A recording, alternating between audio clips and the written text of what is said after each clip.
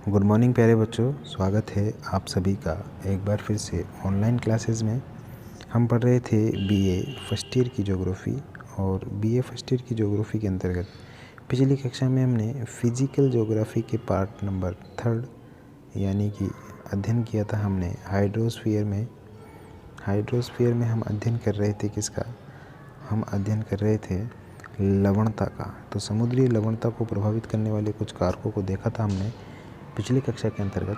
आज की इस कक्षा में समुद्री लवणता के वितरण की बात करेंगे कि समुद्री लवणता का वितरण कहाँ कहाँ है। क्या पढ़ेंगे? समुद्री लवणता का वितरण।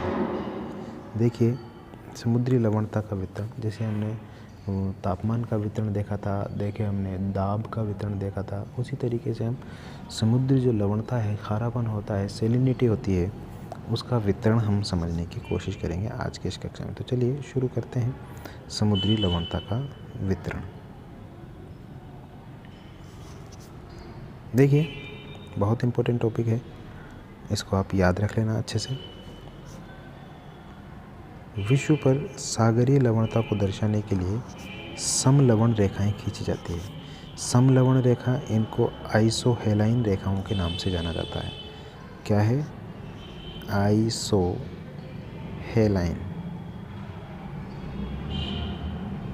ठीक है, इनको समलवण रेखा बोलते हैं, यानी कि समान लवणता वाले स्थानों को मिलाने वाली रेखा। तो सागरीय लवणता को किस यंत्र से मापा जाता है? तो उस यंत्र का नाम है सेलेनोनेक्टर। क्या नाम है? सेलेनोनेक्टर यंत्र, यानी कि लवणता मापी यंत्र। सेलेनोनेक्टर लवणता मापी। ठीक है, क्या नाम है इसका? सेलेनोनेक्टर। तो ध्यान रखना, सेलेनोनेक्टर लवणता मापी यंत्र होता है। सागरीय लवणता को मापने वाला यंत्र, सागरीय लवणता को मापा जाता है। समान लवणता वाले स्थानों को मिलाने वाली रेखा समलवण रेखा कहते हैं उसको। कर्क और मकर रेखाओं की तरह ही काल्पनिक होती है। ठीक है, जितनी भी रेखाएं हम पढ़ेंगे, चाहे समदाब रेखा हो, चाहे समताप रेखा हो, चाहे समलवण रेखा हो, जितनी भी प्रकार की रेखाएं होती है वो सभी रेखाएं काल्पनिक होती है। काल्पनिक का मतलब वो कल्पना के अनुसार होती है। इमेजिन दैट कहते हैं ना अपन। तो इमेजिन करने की वो रेखाएं होती है। वास्तव में ऐसी रेखाएं कहीं पर भी नहीं पाई जाती है। ठीक है, वास्तव में ऐसी रेखाएं कहीं पर भी नहीं पाई जाती है। अब देखते हैं हम महासागरों की स्थिति और विस्तार का लवणता पर बहुत अधिक प्रभाव पड़ता है।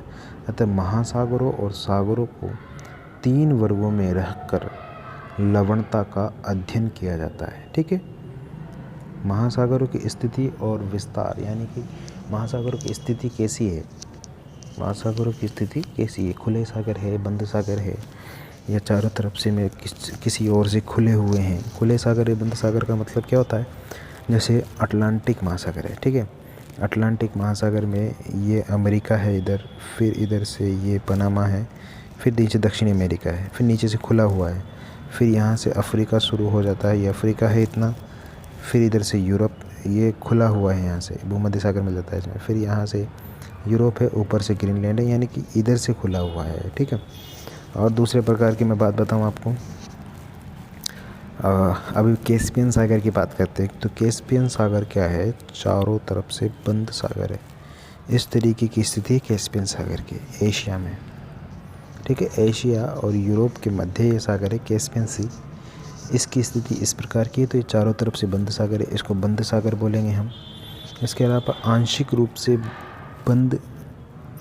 से खुले सागर, यानी कि बहुत कम खुला हुआ सागर, जैसे आपने लाल सागर पढ़ा होगा।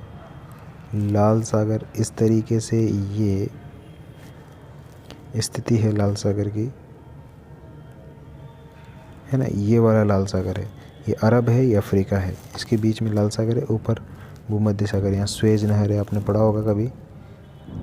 तो इस तरीके से इनकी स्थिति है। तो ये स्थिति के आधार पर हम समलवण रेखाओं को या लवणता का अध्ययन करेंगे, क्योंकि स्थिति महासागरों की जो होती है उसका बहुत प्रभाव पड़ता है किसी महासागर की लवणता को समझने के लिए। तो उसी लवणता को हम समझ रहे हैं तो हमको पहले महासागरों की स्थिति भी समझ लेनी चाहिए कि कौन सा महासागर किस टाइप का है और किस टाइप का नहीं है, या कौन से महासागर में लवणता अधिक होगी, कौन से में कम होगी। ठीक है, चलिए देखते हैं।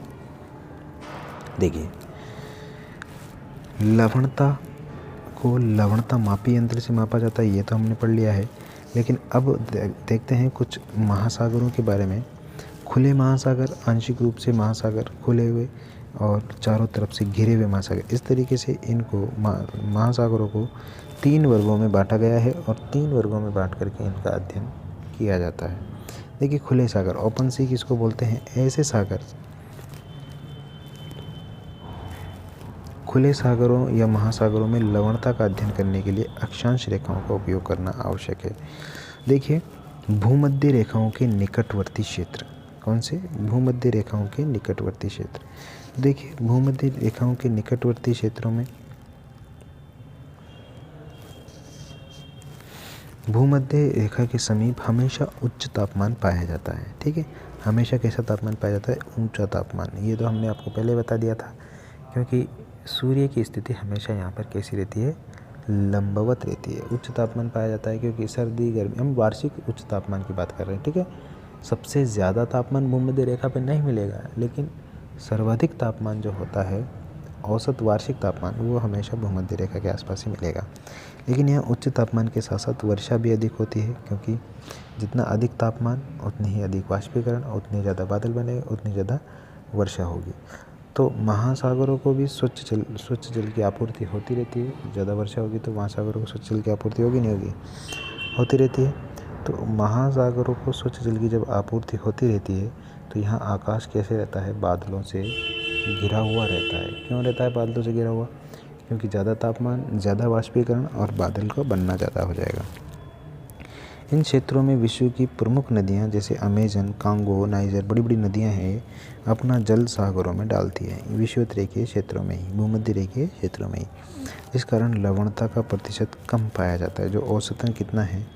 34% है। मैंने आपको बताया था परसेंट हमेशा इसी तरीके से लिखना है, यानी कि अगर 34% लवणता है तो 34% को कैसे लिखेंगे हम? इस तरीके से। ठीक है, ये 2 जीरो नीचे लगाने हैं। आमतौर पे हम परसेंटेज कैसे लिखते हैं? आमतौर पे हम परसेंटेज जो लिखते हैं वो परसेंटेज लिखते हैं इस तरीके से। जैसे 34 है, 34% हम ऐसे लिखेंगे। ये परसेंट जो हम लिखते हैं इसमें 100 का प्रतिशत निकालते हैं हम। 100 में से 34% देख रहे हैं इसका। ठीक है, तो 100 की 2 जीरो एक इधर लगा देते हैं, एक इधर लगा देते हैं। लेकिन हम जो लवणता देखते हैं 1000 ग्राम जल में से देखते हैं, तो एक ऊपर लगा देंगे, 2 जीरो नीचे लगा देंगे। इस तरीके से हम लवणता देखेंगे। ठीक है, देखिए, भूमध्य रेखा के समीप उच्च तापमान पाया जाता है, लेकिन यहाँ उच्च तापमान के साथ साथ क्या होती है? अधिक मात्रा में वर्षा भी होती है एवं महासागरों को स्वच्छ जल की आपूर्ति होती रहती है। इसलिए यहाँ पर लवणता क्या पाई जाती है? कम पाई जाती है। आकाश भी बादलों से घिरा रहता है। इन क्षेत्रों में विश्व की बड़ी नदियाँ हैं, अमेजन है, कांगो है, नाइजर है। कांगो और नाइजर दोनों अफ्रीका की नदियाँ हैं। अमेजन तो आप जानते हो दक्षिण अमेरिका की प्रमुख नदी है, विश्व की सबसे बड़ी नदी है। अपोहा के मामले में विश्व की सबसे लंबी नदी भी है, अपोहा के मामले में, अपोहा क्षेत्र के मामले में। अगर ध्यान रखिए, अगर आपसे पूछ लिया जाए विश्व की बड़ी नदी, सबसे बड़ी नदी, तो वो अमेजन होगी। ठीक है, अपोहा क्षेत्र आए या नहीं आए। अगर आपसे विश्व की सबसे लंबी पूछा जाएगा तो आएगा नील नदी। ध्यान रखना इस बात का। नील नदी विश्व की सबसे लंबी नदी है। विश्व की सबसे बड़ी नदी कौन सी है? अमेजन नदी। जैसे मान लीजिए आपके घर में सबसे बड़े आपके दादाजी है, लेकिन लंबे कौन हैं? हो सकते हैं आपके पापा हो, चाचा हो, आपका भाई हो, तो वो वाला मामला है। ठीक है, लंबाई में और बड़े में फ़र्क होता है। बड़ा मतलब आकार में बड़ा, उम्र में बड़ा, इस तरीके से। तो सबसे बड़ा आकार है नील नदी इसका, अमेजन नदी का। ठीक है, अमेजन के जंगलों में दक्षिण अमेरिका में बहती है। ब्राज़ील, वेनेजुएला वगैरह, कोलंबिया वगैरह में, ठीक है। तो भूमध्य रेखा के समीप उच्च तापमान पाया जाता है, जिस कारण लवणता का प्रतिशत यहाँ पे क्या पाया जाता है, कम। अगर कहाँ है, कर्क और मकर रेखाओं के भूमध्य रेखा के निकटवर्ती सागर है, तो वहाँ पे क्या है, औसतन 34% लवणता पाई जाती है, कम पाई जाती है, ठीक है। इसके विपरीत आगे देखते हैं हम क्या है, और कर्क और मकर रेखाओं के आसपास देखते हैं हम, कर्क और मकर रेखाओं के निकटवर्ती क्षेत्रों को देखते हैं हम, तो कर्क और मकर रेखाओं के आसपास वाले क्षेत्र में क्या है, लवणता का प्रतिशत अधिक पाया जाता है। क्यों पाया जाता है, देखिए, खुले सागरों या महासागरों में कर्क और मकर रेखा के निकटवर्ती क्षेत्र पर अत्यधिक वाष्पीकरण होता है, जिस कारण ये क्षेत्र लवणीय पाया जाता है, जिसका औसत कितना है, 36%। देखिए, अब सर्वाधिक जो तापमान था, कह सकते हैं कि वार्षिक तापमान, वो तो कहाँ पाया जाएगा, भूमध्य पर। लेकिन भूमध्य पर जब सर्वाधिक तापमान पाया जाता है, तो यहाँ से वाष्पीकरण भी उतना ही होगा, वाष्पीकरण उतना होगा तो बादल भी उतने ही बनेंगे, बादल उतने बनेंगे तो वर्षा भी उतनी ही होगी। इस वजह से जब वर्षा प्राप्त हो जाती है तो जल कैसा हो जाता है, वापस से शुद्ध जल में बदलने लग जाता है, लवणीय जल नहीं रहता हो। जब जल शुद्ध हो जाता है तो लवणता का प्रतिशत क्या हो जाता है, कम हो जाता है। अब लवणता का प्रतिशत हो जाता है कम, तो हम क्या कहेंगे कि भूमध्य रेखीय क्षेत्रों में, खुले सागर जो होते हैं, वहाँ पर लवणता का प्रतिशत कम पाया जाता है।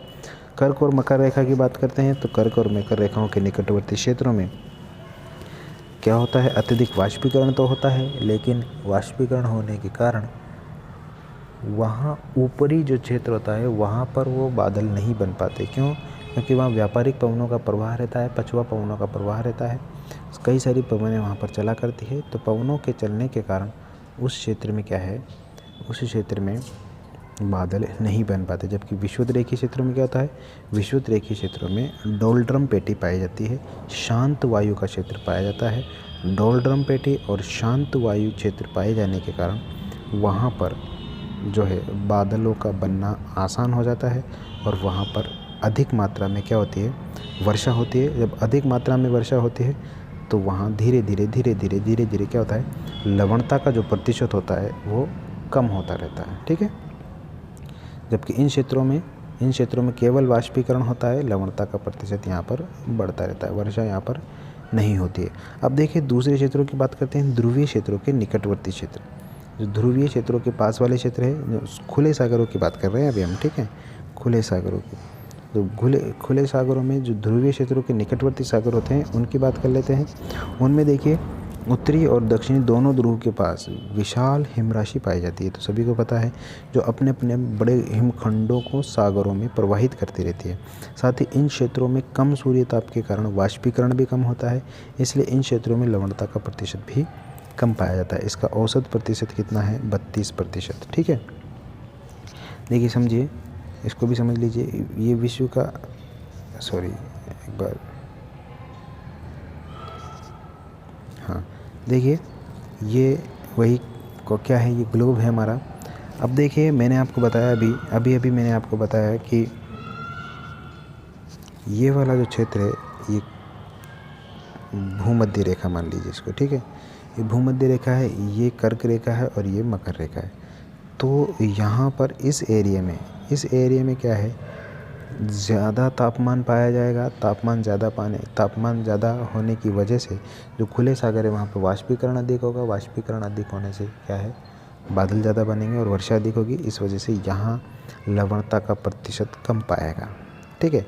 जबकि यहाँ पर तापमान बढ़ेगा लेकिन वाष्पीकरण अधिक होगा, और वाष्पीकरण अधिक होने से वर्षा नहीं होगी यहाँ पे, ठीक है। तो यहाँ पे क्या हो जाएगा, लवणता का प्रतिशत अधिक पाया जाएगा।